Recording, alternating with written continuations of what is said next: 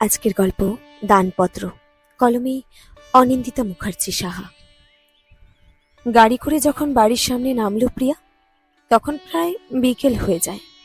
সেই দুপুরে একটু খেয়ে বেরিয়েছে। ঘন্টা তিনেকের রাস্তা কম নাকি? একাই এসেছে। শ্বশুরবাড়ি গাড়ি এসে পৌঁছে দিয়েছে তাকে। অবশ্য একা আসা বলে কিনা জানা নেই প্রিয়ার। কলিং বেলটা চাপ দিল। ওং নমঃ শিবায় করে বেজে উঠল।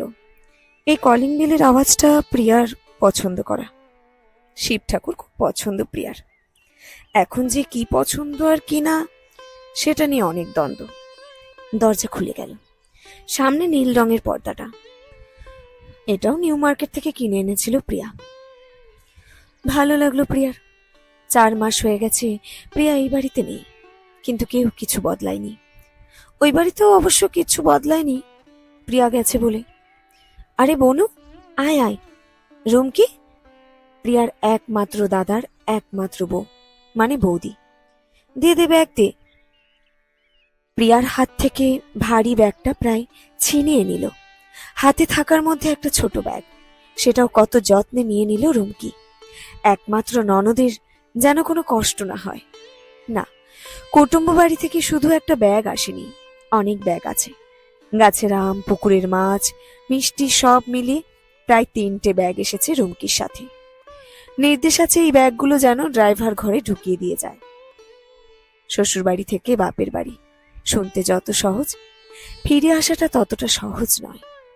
একটা সময় এই বাড়ির দরজায় পা রাখলেই প্রিয়ার মনে হতো এটাই তো আমার বাড়ি। মনে পড়ে কলেজ থেকে ফিরেই কোনো রকমে জুতোটা খুলে রাখতো, তারপর ব্যাগটা ধপ করে সোফায় ফেলে সোজা গা এলিয়ে দিত বড় সোফাটায়। কিন্তু আজ দরজার চৌকাঠটা পেরোতে গিয়ে কেমন একটা অচেনা অনুভূতি হচ্ছে। জুতোটা খুলে পা দিয়ে গুছিয়ে রাখলো প্রিয়া। তারপর ঘরে ঢুকে বড় সোফাটায় খুব গুছিয়ে বসলো। এইগুলো বোধহয় 4 মাসে রপ্ত করেছে প্রিয়া।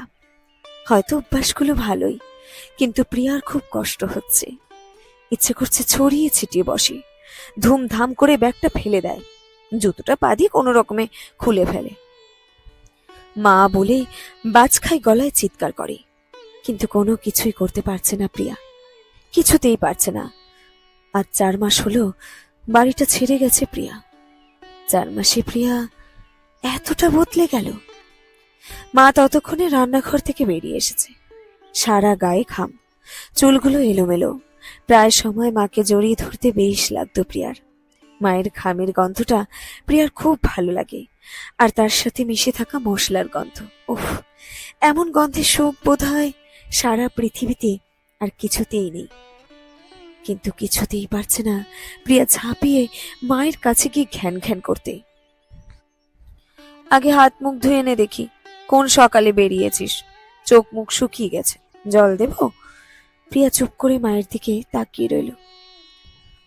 জল দেব? এই প্রশ্নটা যেন আরো বিব্রতকর। আগে বাড়িতে ঢুকলে প্রিয়াকে জল চেয়ে নিতে হতো। আজ অব্দি মনে পড়ে না কলেজ বা শেষের দিকে অফিস থেকে ফিরলেও কখনো মা জিজ্ঞেস করেছে জল খাবি। একদিন বলেও ছিল প্রিয়া, ঢোকার সাথে সাথে 1 গ্লাস জল দিতে পারো তো। বেশ বিরক্ত হয়ে শোভা বলেছিল, নিজের জল নিজে নিয়ে নে, অতিথি নাকি তুই? প্রিয়ার খুব রাগ হয়েছিল সেদিন, অভিমান হয়েছিল। মনে হয়েছিল কেউ ভালোবাসে না এই বাড়িতে, এমনকি বৌদিও।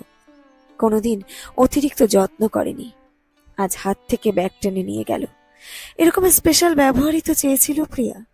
কিন্তু আজ কেন কষ্ট হচ্ছে ওর? আজ কেন নিজেকে অতিথি বলে মনে হচ্ছে প্রিয়ার? নে বনু, তোর জন্য কোল্ড কফি। আগে করে ফ্রিজে রেখেছিলাম, মনে আছে আগে একবার বানিয়েছিলাম, তুই ভালো খেয়েছিলি। কাচের লম্বা গ্লাসে 1 গ্লাস কোল্ড কফি দিয়ে গেল রুমকি। কাচের গ্লাস, সবুজ গ্লাসে কেমন একটা নীলচে আভা। আজও মনে আছে 600 টাকা দিয়ে গড়িয়াহাট থেকে কিনেছিল এই 6টা গ্লাস।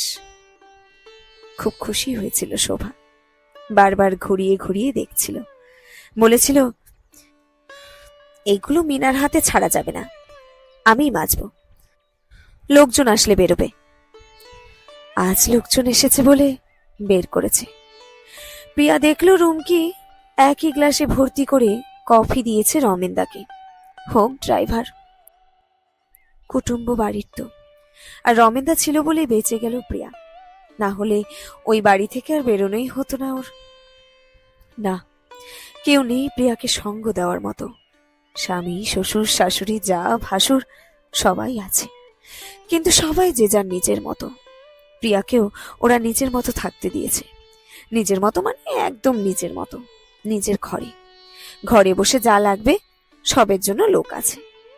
বিয়ের পরের দিন থেকেই দেখেছে সকালে 1 কাপ করে ব্ল্যাক কফি ঘরে পৌঁছে যায়। জল খাবার বলতে ওটস, পোহা, ইডলি।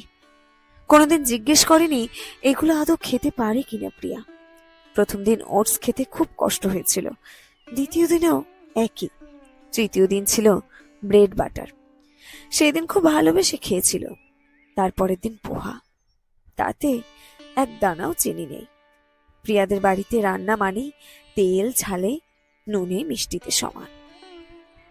10 দিনের পর থেকে প্রিয়া দেখছে না, আর অসুবিধে হচ্ছে না। ওই ওটসের পোলাও হোক বা ডালিয়ার খিচুড়ি, ওটাই ভালো লাগছে। না লেগে উপায় আর নেই।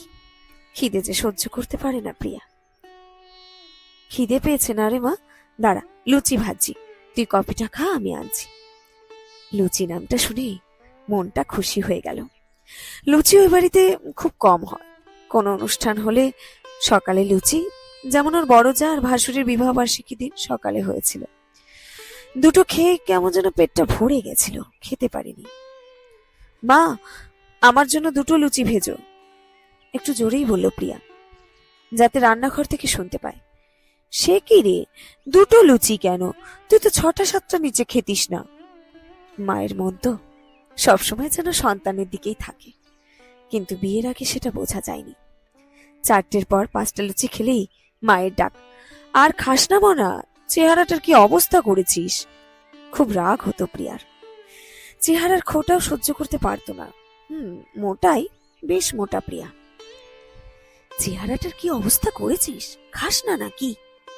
ড্রাইভারের কান বাজিয়ে খুব সাবধানে জিজ্ঞেস করলো শোভা। একই কথা, কিন্তু কি বিস্তর ফারাক। হাসি পেয়ে গেল প্রিয়ার, একটু হেসেওছে বোধ হয়। তারপর বলল, কিন্তু মা, তুমি তো চাইতে আমি রোগা হয়ে যাই। তোমার জামাই মানে রিজুও তাই চাইতো। ওর পার্টি, ওর ফেম, ওসবে আমার চেহারাটা বড্ড বেমানান ছিল, তাই সামলে নিলাম নিজেকে। কথাটা বলার সাথে সাথে মেয়ের মাথায় হাত বোলালো শোভা। মা মেয়ে দুজনেই চুপ। আমি তো ভালোর জন্যই বলতাম মা, শোভা বিড়বিড় করে বলল। প্রিয়াও বিড়বিড় করে বলল, ভালোর জন্যই বলতে, এবং সেটা খাঁটি ছিল, যেটাকে আমি বারবার তোমাদের অবজ্ঞা বলে ভুল করেছি। কিন্তু আজ যেটা করছে ওটা মেকি। আসলে আমি নিজেই কেমন মেকি হয়ে গেছি। কিরে, কফি খাসনি বনু? রুমকি 2 প্লেট লুচি তরকারি নিয়ে সামনে দাঁড়িয়ে আছে, অবাক হয়ে দেখছে প্রিয়াকে। প্রিয়াও দেখছে। এই বৌদির সাথে ওর বেশ সখ্য, কিন্তু তাই বলে মুগ্ধ কেউ কারো প্রতি একদমই নয়। কিন্তু আজ যেন রুমকির চোখে বেশ অন্যরকম ভালো লাগা দেখছে। এটাও 2 দিনের অতিথি বলে, কারণ রুমকি জানে প্রিয়া 1 সপ্তাহের জন্যই এসেছে। না গো, আমার আর কোল্ড কফি খেতে ইচ্ছে করছে না এই বেলায়। অপ্রিয় হলেও সোজা সাপটা কথা বলতেও এই বাড়ি গিয়ে শিখেছে প্রিয়া। কারণ ও দেখেছে মুখ ঘুরিয়ে থাকলেও ঠকতে হবে, অপ্রিয় সত্যি হলেও সুখকর। রুমকির হাতের লুচিগুলো দেখে আর খেতে ইচ্ছে করছে না প্রিয়ার।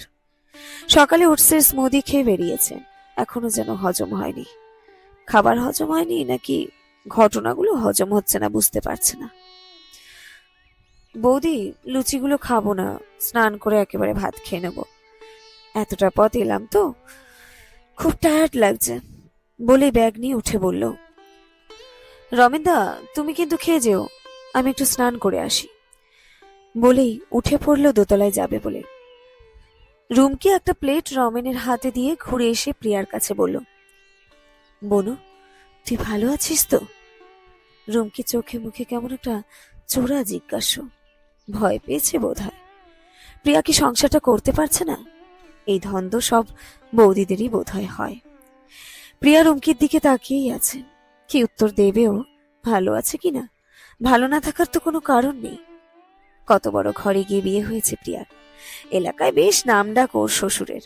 লোকজন ভোট দিয়ে দায়িত্বে এনেছে শ্বশুরকে। দুই ছেলেই বড় ব্যবসায়ী। অত জমি জমা, শাশুড়ির ক্লাব পার্টি সব, এমনকি বড় যা তারও একটা জগৎ আছে।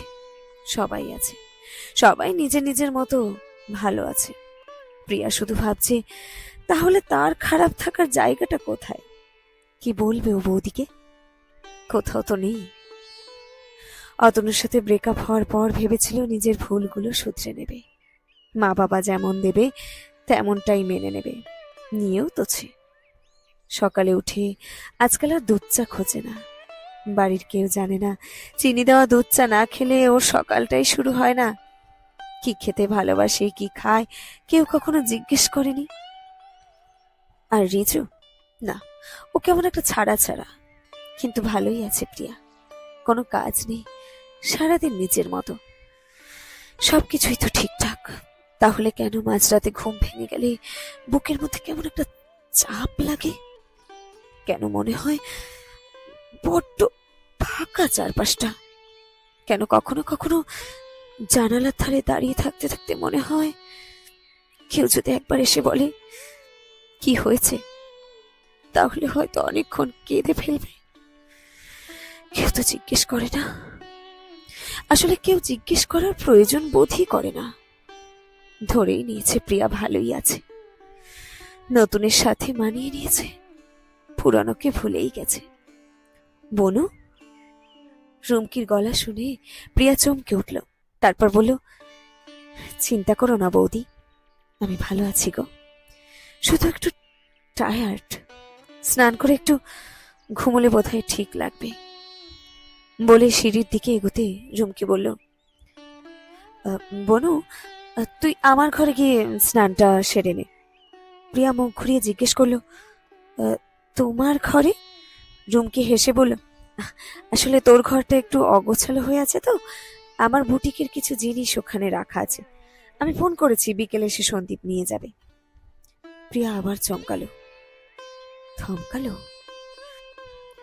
আমার ঘর ছিল, এটাই তো জানতো প্রিয়া।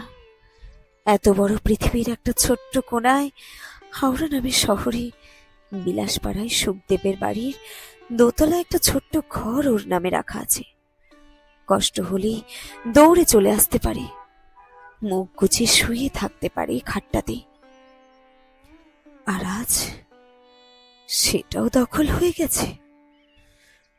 প্রিয়ার মুখটা থমথম করছে। তাই দেখে রুমকি বলল, আসলে কিছু জিনিস রেখেছি, মাকে জিজ্ঞেস করেই রেখেছি। রুমকির কথায় রান্নাঘর থেকে ছুটে এলো শোভা। বলেছি লাগলে ব্যবহার করো। তুই 9 মাসে 6 মাসে একবার আসবি, তখন 2 দিন তোকে ছেড়ে দিলেই হলো। প্রিয়া হেসে বলল, আমাকে ছেড়ে দেবে? আমার ঘর? আর কথা বাড়ালো না প্রিয়া। ছোট থেকে কথা বাড়ানোই ওর স্বভাব ছিল। 1 ইঞ্চি জমিও কথা ছাড়া কাউকে ছাড়েনি। আজকাল কেমন ক্লান্ত লাগে, ইচ্ছেগুলোকে মারতে মারতে বোধহয় এমন হয়ে গেছে। ওপরে গিয়ে দেখলো ওর ঘরের পর্দাটা নেই, দরজাটাও খোলা। ঢুকতে কেমন রঙের গন্ধ, মেঝেতে ছড়িয়ে ছিটিয়ে আছে রং তুলি, ফ্রেম, আরো কত কি। এখানে বোধহয় রুমকি ফেব্রিকের কাজগুলো করে। কাল রাতেই জানিয়েছে যে ও আসবে, তাই বোধহয় আর গোছানোর সময় পায়নি। কাল রাতে প্রিয়া ভেবেছিল 2 দিন নিজের ঘরের বিছানায় শুয়ে আসলে বোধহয় ক্লান্তি কাটবে। কিন্তু কোথায় শোবে প্রিয়া? খাট ভর্তি করে শাড়ি, কত রকমের শাড়ি। আমি আজও ক্লান্ত পথচারী, কাটার মুকুট লাগে ভারী। ফোনটা বাজছে শুনে ব্যাগ থেকে টেনে বের করলো প্রিয়া। এত বড় ফোন বিয়ের পরে রিজুই গিফট করেছে। এই কমাসে অনেক কিছুই গিফট পেয়েছে, কিন্তু রিজু কত রাত ব্যবসার জন্য ফেরেই না। বিয়ে হয়েছে প্রিয়ার, কিন্তু বাধা পড়েনি এখনো। ফোনটায় দেখলো রমেনদা কলিং। বৌদি, তুমি তো বিশ্রাম নিতে গেলে, আমি তো অনেকটা দূর যাব, বেরিয়ে যাই। প্রিয়া একটু থামলো, চোখ ঘুরিয়ে ঘরটা দেখল। সবটাই একই জায়গায় আছে, কিন্তু প্রিয়ার মতো করে নেই। এই ঘরে কিভাবে 7টা দিন কাটাবে ও? 7 দিন রিচু সিঙ্গাপুর যাচ্ছে, সেজন্য এসেছিল আরো প্রিয়া। কিন্তু ঘরটার সাথে একাত্ম হতে পারছে না প্রিয়া। নিজের ঘর নিজের বাড়ি বলে যাকে দাবি করত, এই 4 মাসে তার অনেক বদল হয়েছে। না, এই ঘরে প্রিয়া থাকলে আরো কষ্ট বাড়বে।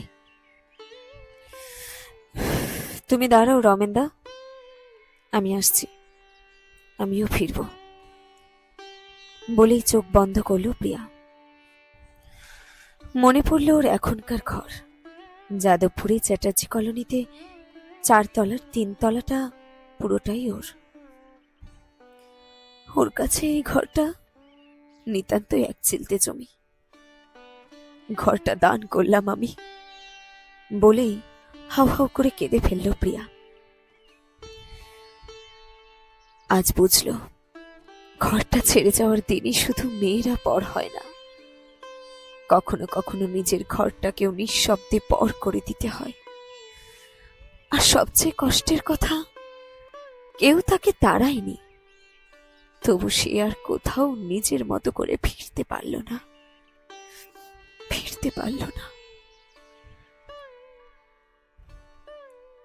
শেষ হলো আজকের গল্প।